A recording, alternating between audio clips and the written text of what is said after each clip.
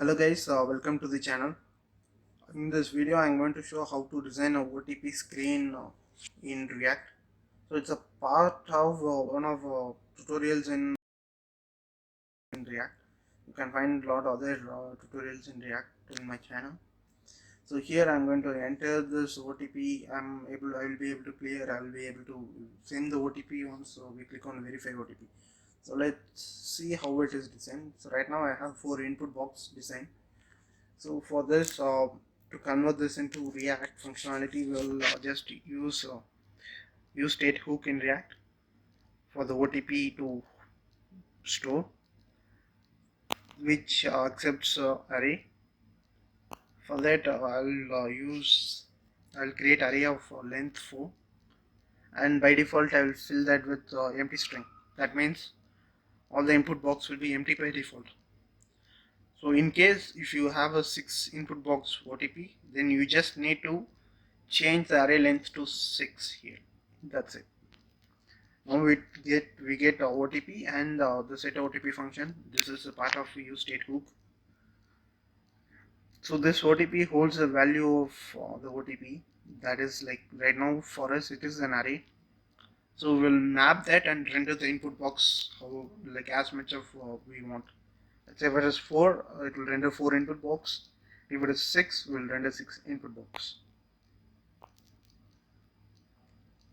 So we will take data and the index. We need the index for updating the value inside the array whenever user types in. So I'll keep it for now. So we'll return the input box inside the map.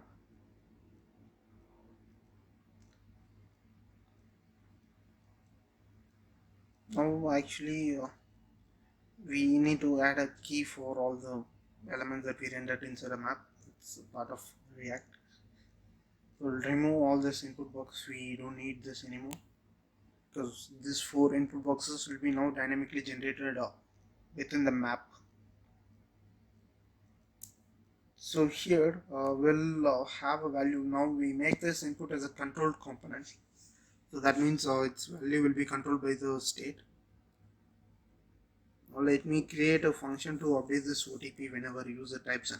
Let me create a function called handle change.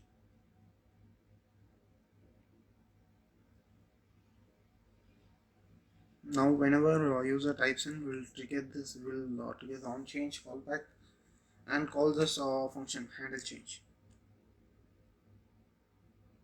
For that, normally input box will give us event, that's the element, target element. So we will have all the events related to this input box. That means the value, the element, all these things. So for the handle change, we'll pass this the target element and the index, so that we know which exact input box that we need to update in the array.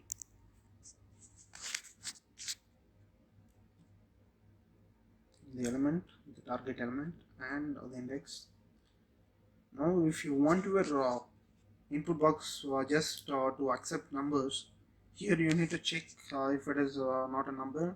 If it is not a number, then will return false. That means since it's a control component, user will not be able to type other characters except number.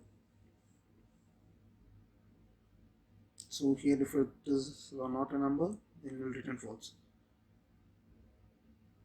Once they successfully entering the number, we'll set the state of that particular index.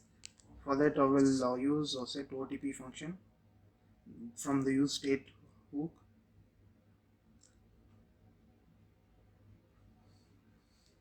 We'll map this and update that particular index. This is the correct way in doing ESX map for updating React instead of directly mutating the value or array.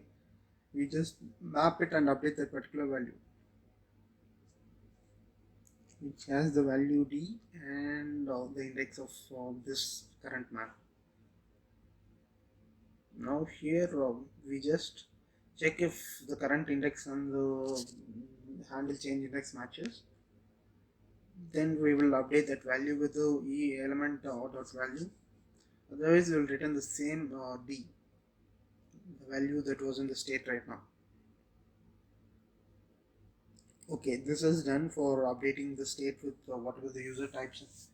Now we need to focus on the next input box in the list. Let's say if user types in the first input box, he should automatically move to the second input box. For this, all the elements will have a next sibling function or element.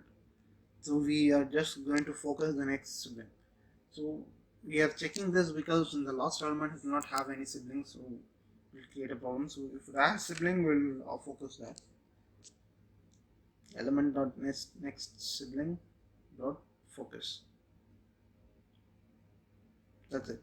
Now whenever user types in, it will automatically move to the next input box. So here whenever we focus on one particular element, we'll select it so that it will be easier for user to actually modify it without clicking on backspace or clearing it. By default it will be in selected state. Either target select. Now the functionality for the OTP screen is done.